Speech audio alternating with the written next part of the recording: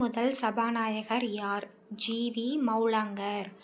GV. Mavalankar தான் இந்திய பாராளுமன்றத்தின் முதல் சபாநாயகராக இருந்திருப்பாரு.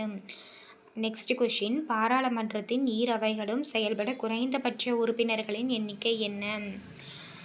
பாராளுமன்றத்தின் அவைகளும் செயல்பட குறைந்தபட்ச உறுப்பினர் எண்ணிக்கை என்ன?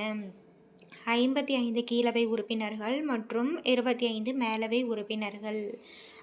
கீழவையில் 55 உறுப்பினர்கள், மேலவையில் 25 மேலவை உறுப்பினர்.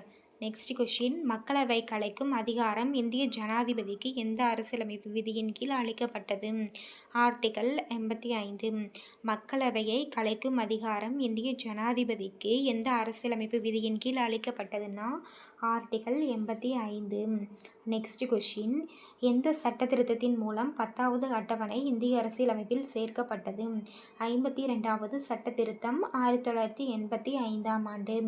52வது சட்ட திருத்தம் 1985ஆம் ஆண்டில் 10வது அட்டவணையில் திருத்தம் செஞ்சுருப்பாங்க.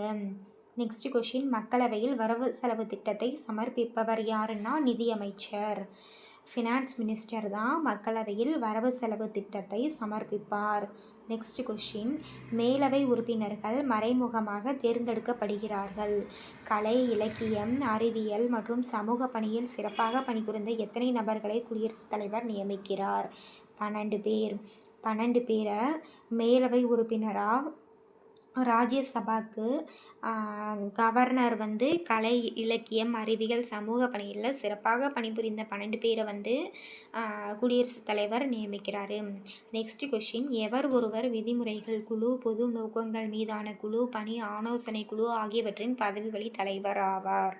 சபாநாயகர். சபாநாயகர் தான் விதிமுறைகள் குழு, பொது நோக்கங்கள் மீதான குழு, பணி ஆலோசனை குழு ஆகியவற்றின் பதவி வழி தலைவர் ஆவார்.